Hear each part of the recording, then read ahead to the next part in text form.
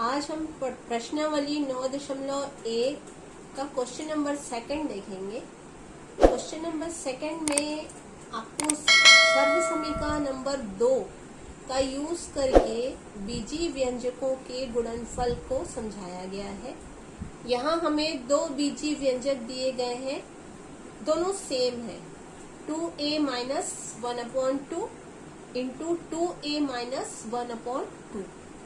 इसका गुणनफल निकालने के लिए हम सर्व समीकरण नंबर 2 यूज कर रहे हैं, जो है a minus B into A minus B is equal to A square minus 2ab plus B square, अर्थात a माइनस बी और a माइनस बी का यदि हम गुणा करें तो हमें ये प्राप्त होता है। इसमें आप देख रहे हैं जो बीजीय व्यंजक दिए गए हैं दोनों ही समान है, दोनों के पद समान है, लेकिन उनके बीच में चिन्ह जो है वो है ऋण का। इसके पहले हमने जो सर्व समीकरण फर्स्ट देखी थी उसमें दोनों व्यंजकों के मध्य जो चिन्ह था वो था प्लस, अब ये है माइनस। तो इसमें भी वही यूज करना है हमें तरीका। तो सबसे पहले हम तुलना करेंगे, देखते हैं हम a की तुलना हमारे व्यंजक के प्रथम पद से करें तो हमें क्या मिलता है। a की तुलना हमने प्रथम पद से की तो हमें प्राप्त हुआ 2a, मतलब a की वैल्यू 2a। b की तुलना सेकंड पद से, b की तुलना मैंने सेकंड पद से की तो मुझे b बराबर मिला 1/2। अब फिर से मैं प्रश्न को लिखूंगी, 2a minus 1/2 into 2a minus 1/2। ये बीजीय व्यंजकों का गुणनफल है, इसलिए गुणनफल ये पॉइंट के रूप में भी लिख सकते हैं। और अब मैं इस प्रश्न को सर्व समीकरण का जो राइट साइड है उसके अकॉर्डिंग, उसके अनुसार लिखूंगी। तो पहले मुझे a स्क्वायर लिखना होगा, तो जहां पर a है वहां मैं a की वैल्यू 2a जो है वो पुट करती हूँ, a का मान 2a रखती हूँ। तो जहां पर a है वहां मैं रख दूंगी 2a, और ये जो वर्ग है वो वैसे ही रहेगा। फिर माइनस का साइन, 2 के बाद a है तो 2 मल्टीप्लाइड यानी कि गुणा का चिन्ह a का मान है 2a, तो a की जगह मैं रख दूंगी 2a। b का मान है 1/2, तो जहां पर b है वहां मैं रख दूंगी 1/2। फिर धन का चिन्ह, फिर से आ गया b, अब b की जगह मुझे रखना पड़ेगा 1/2, और चूंकि ये वर्ग है इसलिए मुझे यहाँ भी वर्ग का 2 लिखना पड़ेगा, वर्ग की जगह 2। अब ये इसको हल करेंगे तो 2a का होल स्क्वायर है, मतलब ये 2 का भी वर्ग है, 2 का वर्ग a का वर्ग, ये मैंने ऐसे लिखा। इसी पूरे को गुणा करना है मुझे, तो अंश का गुणा करूं 2 दूनी 4, 4 एकम 4 और 1, तो 4a ऊपर आ गया, और ये हर में 2 है तो उसको मुझे ऐसे ही लिखना पड़ेगा, क्योंकि नीचे यहाँ किसी के पास हर नहीं है। यहाँ देखेंगे ये 1 का भी वर्ग है, 1 का वर्ग और 2 का भी वर्ग, इस प्रकार लिख देंगे। 2 का वर्ग होता है 4, a का वर्ग तो a का वर्ग ही है। इसको यदि मैं सरल करूं तो 2 एकम 2 और 2 दूनी 4, यहाँ ऊपर आ गया 2a और नीचे वैल्यू है 1, तो 1 को अगर मैं चाहूँ तो लिखूं और ना चाहूँ तो ना भी लिखूं। 1 का वर्ग होता है 1, 2 का वर्ग होता है 4। अब मैं इसे एक बार और लिख सकती हूँ, 4a स्क्वायर को वैसे ही लिख दिया गया, माइनस 2a लिखा गया, 1 को मैंने छोड़ दिया। नहीं भी लिखूं या लिखूं तो भी उसके मान में कोई फर्क नहीं आएगा। और ये अंतिम पद जो है 1/4। अब ये मुझे यहीं स्टॉप करना होगा, क्योंकि ये तीनों पद जो हैं वो विजातीय हैं, इसलिए इनके मध्य कोई भी क्रिया नहीं हो सकती है, न जोड़ने की न घटाने की, इसलिए मुझे यहीं स्टॉप करना पड़ेगा। तो मुझे जो दो बीजी व्यंजक दिए गए थे उनका गुणनफल मुझे प्राप्त हुआ 4a² माइनस 2a प्लस 1/4। अब मैं अगला सवाल आपको समझा रही हूँ। एक और क्वेश्चन है इसी प्रकार का, क्वेश्चन नंबर 4। इसमें दो बीजी व्यंजक दिए गए हैं x² माइनस y², और जो दूसरा व्यंजक है वो भी सेम है। इसमें भी हम सर्व समीका क्रमांक 2 ही उपयोग करेंगे।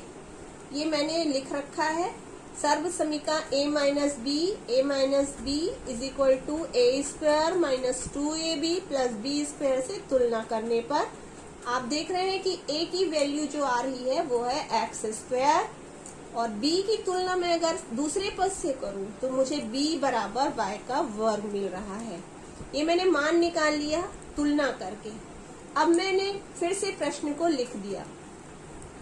अब इस प्रश्न को लिखने के बाद इसको मुझे विस्तार करना होगा, लेकिन इस फॉर्म में सर्व समीका के राइट साइड में जो लिखा हुआ है उस फॉर्म में मुझे इसका विस्तार करना होगा। तो मैं इस फॉर्म में लिखती हूँ। पहले मुझे लिखना होगा a², तो a की वैल्यू मेरे लिए है x² तो जहां पर भी a है उस जगह मैं रख दूंगी x का वर्ग। तो a की जगह मैंने रख दिया x का वर्ग, और ये अलग से वर्ग लिखा हुआ है वो तो मुझे फिर अलग लिखना ही होगा। इस वर्ग से आप कंफ्यूज नहीं होंगे क्योंकि ये a का मान है और ये जो वर्ग है वो तो अलग से है ही। फिर लगाएंगे माइनस का साइन, लिखेंगे 2 मल्टीप्लाइड यानी कि गुणा। a की जगह मैं लिखूंगी x² मल्टीप्लाइड गुणा, b की जगह लिखेंगे y का वर्ग, फिर प्लस का साइन लगाएंगे, b की जगह लिख देंगे y का वर्ग। ये मैंने लिखा y का वर्ग, b का मान, ब्रैकेट लगाएंगे, और ये जो वर्ग लिखा हुआ है अलग से b के पास वो मुझे फिर से लिखना ही होगा। तो ये 2 बार 2 लिखा हुआ है, इसलिए कंफ्यूज नहीं होंगे क्योंकि ये अकेले b की वैल्यू ही y का वर्ग है और अकेले a की वैल्यू x का वर्ग। अब ये घात पर घात है, घात के ऊपर यदि घात होता है तो घातों का गुणा हो जाता है। तो x की घात हो गई 2 गुणित 2, उन दोनों की घात जुड़ गई, गुणा हो गई, दोनों घातें आपस में गुणा हो गई। अब इन तीनों का मुझे गुणा करना है। तीनों अलग अलग हैं विजातीय, तो उसमें कुछ भी चेंजेस नहीं आएंगे, बस साथ में लिख देंगे। 2 अचर राशि है उसको वैसे ही लिखा जाएगा, और ये दोनों चर, इनके लिए और कोई भी सजातीय मौजूद नहीं है इसलिए ये ऐसे ही लिखे जाएंगे। तो मैंने इन तीनों का गुणनफल लिखा 2x² y², प्लस का साइन लगाएंगे। यहाँ भी घात के ऊपर घात है तो घात के ऊपर घात होती है तो घातों का हो जाता है गुणा। यहाँ लिखेंगे x 2 गुणित 2 यानी कि 4। यहाँ ये ऐसे ही लिखा जाएगा x का वर्ग y का वर्ग, और लास्ट में y की घात हो जाएगी 4 क्योंकि घातों का गुणा। और ये जो है आगे हल नहीं हो पाएगा क्योंकि आप देख रहे हैं ये तीनों विजातीय हैं, अलग अलग हैं। सजातीय होते तो इनमें संक्रिया संभव थी, क्योंकि ये सजातीय नहीं है इसलिए मुझे यहीं स्टॉप करना होगा। और यही है आपके प्रश्न 4th का हल। x² माइनस y² गुणित x² माइनस y² अगर आप करते हैं तो आपको हल प्राप्त होता है x की घात 4 ऋण 2x की घात 2 इंटू y की घात 2 प्लस y की घात 4। एक और ऐसे ही फर्स्ट क्वेश्चन है वो भी मैं आपको क्लियर कर दूं। ये फर्स्ट क्वेश्चन है, सेकंड क्वेश्चन है 3/2। ये भी परिमेय संख्या वाला है इसलिए आप कंफ्यूज हो सकते हैं, करके मैं आपको समझा दे रही हूँ। 3/2x minus 4/5y into 3/2x minus 4/5y। यहाँ भी सर्व समीका 2 ही यूज होगी क्योंकि दोनों समान पद हैं और दोनों का जो चिन्ह है वो ऋणात्मक है, तो सर्व समीका 2 लिख देंगे। a minus B into A minus B is equal to A square minus 2ab plus B square से तुलना। अब हमें तुलना करनी है, तो आप देख रहे हैं a की तुलना अगर मैं प्रथम पद से करती हूँ तो मुझे a की वैल्यू प्राप्त होती है 3/2 इंटू एक्स, और अगर b की तुलना में दूसरे पद से करती हूँ तो मुझे प्राप्त होता है 4/5 इंटू वाई। अब मैंने तुलना करके a और b की वैल्यू निकाल ली है। अब फिर से मुझे क्वेश्चन एक बार लिखना होगा। मैंने लिख लिया 3/2 into X minus 4/5 into Y. फिर से एक बार लिखेंगे उसको 3/2x माइनस 4/5y। ये प्रश्न मैंने लिख लिया। अब इसका गुणनफल मुझे निकालना है, तो गुणनफल निकालने के लिए सर्व समीका का जो राइट साइड है उसका यूज करेंगे। सर्व समीका के राइट साइड में पहले लिखा हुआ है a का वर्ग, तो जहां a लिखा है वहां मैं लिख दूंगी 3/2x। तो a की जगह मुझे लिखना है 3/2x, और a के ऊपर वर्ग है तो मैं यहाँ भी वर्ग लगाऊंगी। माइनस 2 मैंने लिखा 2 मल्टीप्लाई, फिर a आ गया तो a की जगह मुझे फिर से लिखना होगा 3/2x। ये मैंने लिख दिया 3/2x गुणित b की जगह मैं लिखूंगी 4/5y।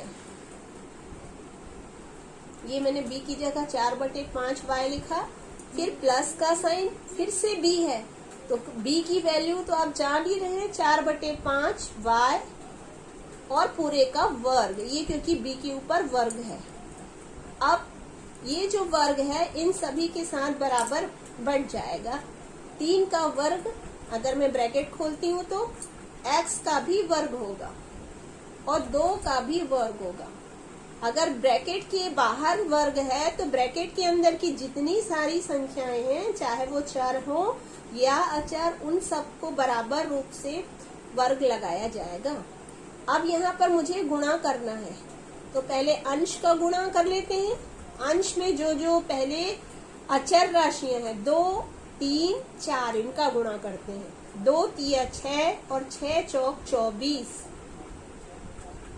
फिर चर राशि, चर है x और y, तो x और y का गुणा होगा तो ये x y ही होगा। ये मैंने अंश का गुणा कर लिया।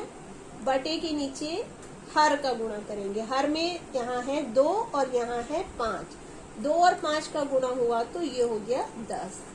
बीच में प्लस का साइन, यहाँ भी 4 के ऊपर वर्ग आएगा क्योंकि मैं ब्रैकेट खोल रही हूँ। बटे के नीचे 5 है, वो भी 5 के ऊपर वर्ग, y के ऊपर भी वर्ग। ब्रैकेट खोलने से ये जो वर्ग है सभी चर और अचर के साथ समान रूप से बांटा गया। अब मुझे 3 का वर्ग लिखना है। 3 का वर्ग आप जानते ही हैं क्या होता है, 9। 3 का वर्ग 9। x का वर्ग तो वैसे ही लिखना होगा, 2 का वर्ग होगा 4। अब इसमें और कोई तो क्रिया हो नहीं सकती है, लेकिन अगर कुछ सरल होता है तो सरल कर सकते हैं। ये 24 है और ये है 10। ये दोनों सम संख्या है, दोनों 2 से विभाजित हो सकती हैं। तो 2 एकम 2, 2 दूनी 4 और 2 पंचे 10। अब इसके आगे हल नहीं होगा क्योंकि एक सम और एक विषम। ऊपर मुझे मिल रहा है 12 और नीचे मुझे मिल रहा है 5। एक्स वाई को ऐसे ही लिखा जाएगा। यहाँ आप देख रहे हैं 4 का वर्ग, आप जानते हैं 4 का वर्ग होता है कितना, 16, वो मैंने लिखा। 5 का वर्ग 25, बटे के नीचे आ गया 25। अब y का वर्ग तो वैसे ही लिखा जाएगा, उसका और कुछ भी नहीं होगा। ये जो है तीनों पद अलग अलग हैं, विजातीय है क्योंकि ये एक्स स्क्वायर वाला है, ये एक्स वाई और ये वाई स्क्वायर, तो ये आगे हल नहीं होगा। हमारे गुणनफल की प्रक्रिया यहीं तक होगी। तो आपको जो व्यंजक दिए गए थे 3/2x ऋण 4/5y गुणित 3/2x ऋण 4/5y। इसको आपने सर्वसम्मिका की मदद से गुणनफल किया और आपको उत्तर प्राप्त हुआ 9/4 into X square minus 12/5 into X Y plus 16/25 into Y square. आज के लिए इतना ही, बाकी नेक्स्ट वीडियो में। Thank you.